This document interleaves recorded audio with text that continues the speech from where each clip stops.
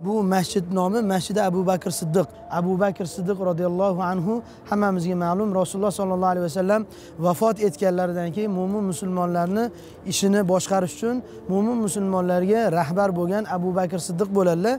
Abu Bakr Siddiq xalifa bo'lganlarida ayni shu joyda ikkita ulug' namozlarni, hayit namozi, Qurbon hayitlik namozi va Ramazon hayiti namozlarini shu yerda jamoat bilan mo'min musulmonlarga, sahobalarga o'qib berishgan.